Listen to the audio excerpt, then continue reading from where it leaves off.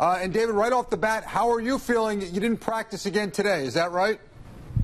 Yeah, no, I feel great. Just had a little bit of a tweak yesterday, and it's one of those injuries that if you don't take care of it right away, it can be a lingering thing. But I'll be back out there full speed tomorrow and ready to go. And it's just a little groin issue, right?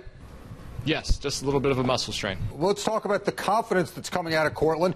After maybe taking a year off last year or toning it down last year, you guys are certainly ramping up the rhetoric this year. Where is all of this confidence coming from? And listen, you're a smart guy. Is it wise to take this tact before the year starts?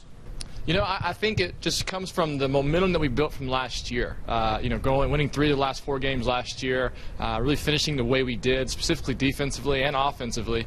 I think it just built a strong confidence within the unit, within our locker room, and coming in and adding the pieces that we added this year from the front office in the offseason.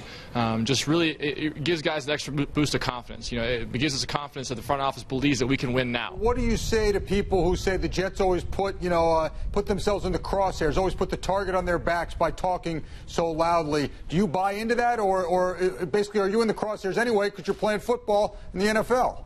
Yeah, it's just funny because I have a different perspective being on the other side of the ball, playing in Buffalo for 3 years and, constantly seeing, Rex saying what he's saying and his team coming out and saying what he's saying. And, obviously you want to go out there and you want to shut them up and you want to do what you can do to win the game. But at the end of the day, if you have the players and they believe in what they're saying, then I don't believe that it's putting a bullseye on anybody's back. So I believe we have those guys. And like I said yesterday, if the guys are out there that are making these comments, if there's a disconnect between what they're doing on the football field and what they're saying to the media, then that's something that needs to be addressed. But if it's the guys who are out there producing, guys who are out there working, and who are making the plays on and off on the field, then I'm all for it. For me, it's all about confidence. The minute it turns into arrogance, and that's the issue that needs to be addressed. But Rex is our leader, and he's the first one to come and to say that kind of stuff. And the other guys are feeding off of that, and they are feeding off of what he's saying and what he believes, and it's contagious. And guys are really confident, and we're really excited about this season.